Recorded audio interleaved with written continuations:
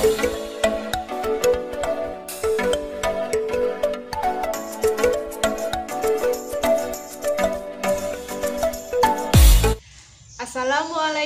warahmatullahi wabarakatuh. Bagaimana kabarnya Anandaku pada hari ini? Semoga kita semua senantiasa diberikan kesehatan oleh Allah Subhanahu wa Ta'ala dan selalu dalam perlindungannya. Amin.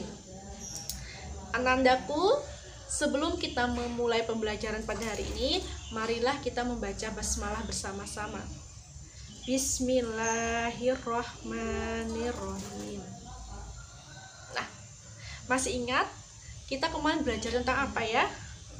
Ada kerajaan Hindu, peninggalan-peninggalan kerajaan Hindu, terus ada peranan Gajah Mada di kerajaan Majapahit. Nah, hari ini Ustazah akan menyampaikan tentang tokoh-tokoh sejarah pada masa Hindu.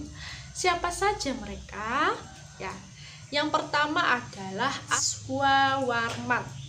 Siapa beliau? Beliau adalah Raja Kutai kedua setelah Kudungga. Sebelum masa pemerintahan Aswawarman, Kutai menganut animisme. Maksudnya adalah tidak punya kepercayaan atau tidak memiliki agama. Nah, barulah setelah Aswawarman ini menjadi raja, kerajaan Kutai menganut agama Hindu. Aswawarman ini dipandang sebagai pembentuk dinasti raja yang beragama Hindu. Yang kedua adalah Mulawarman.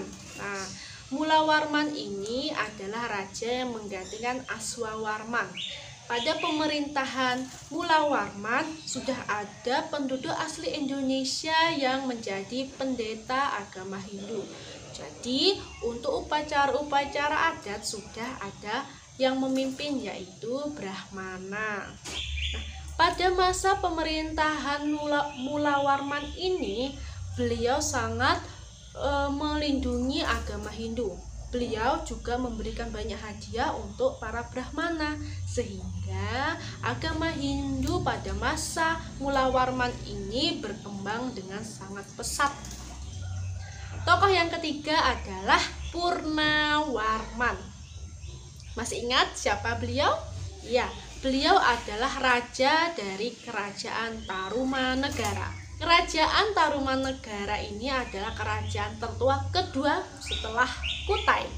Purnawarman ini memeluk agama Hindu yang menyembah Dewa Wisnu. Pada masa pemerintahan Purnawarman ini rakyatnya sangatlah makmur dan berjaya.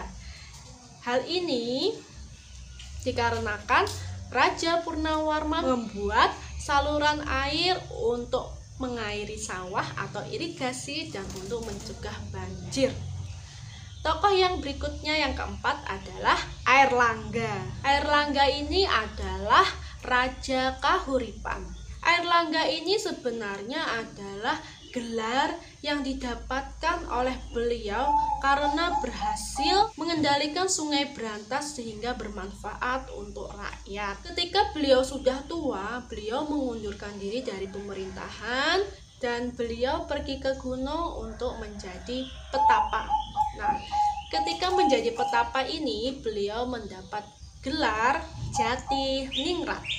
Selanjutnya yaitu yang kelima adalah Jayabaya. Masih ingat siapa beliau? Ya, beliau adalah raja terbesar di kerajaan Kediri. Nah, beliau ini sangat terkenal dengan apa? Ya, dengan ramalannya. Ramalan apa? Ramalan Jangka Jayabaya. Ramalan Jangka Jayabaya ini berisi tentang ramalan-ramalan tentang nasib Pulau Jawa. Karena Jayabaya ini selalu berhasil dan terkenal, akhirnya para pujangga-pujangga keraton menuliskan kitab Bharatayuddha.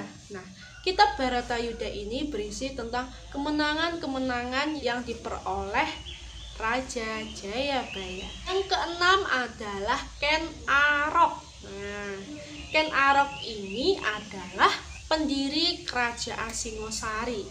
Nah, beliau ini juga cikal bakal raja-raja di kerajaan Majapahit. Yang ketujuh adalah Raden Wijaya. Raden Wijaya ini adalah pendiri sekaligus raja pertama dari kerajaan Majapahit. Masih ingat Raden Wijaya itu gelarnya apa? Ya, Kertarajasa Jayawardhana.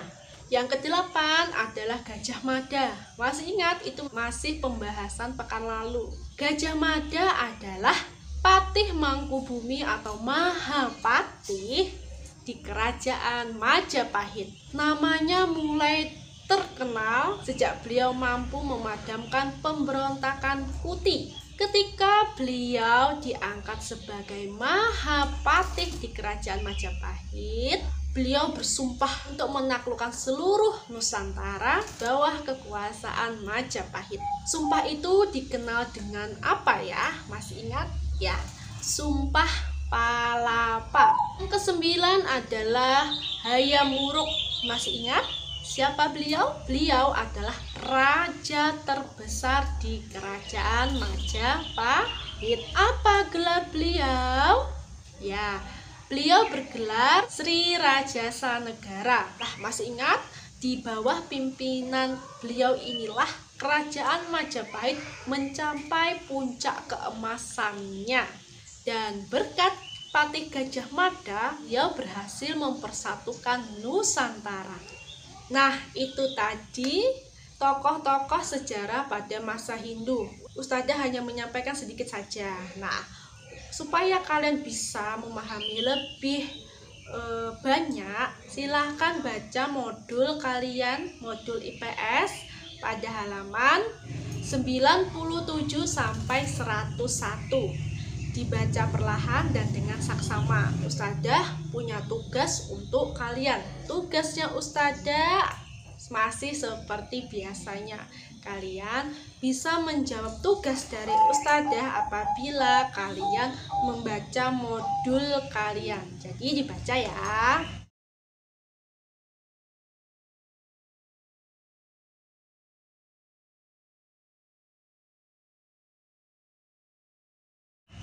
Dan seperti biasanya, silahkan kumpulkan tugas kalian disertai dengan nama, tanggalnya, menggunakan pulpen. Ya, semoga dimudahkan dan semoga ini menambah wawasan kalian tentang kerajaan Hindu. Cukup sekian dari Ustazah Sari. Kita akhiri dengan mengucapkan hamdalah. Alhamdulillahirabbil alamin.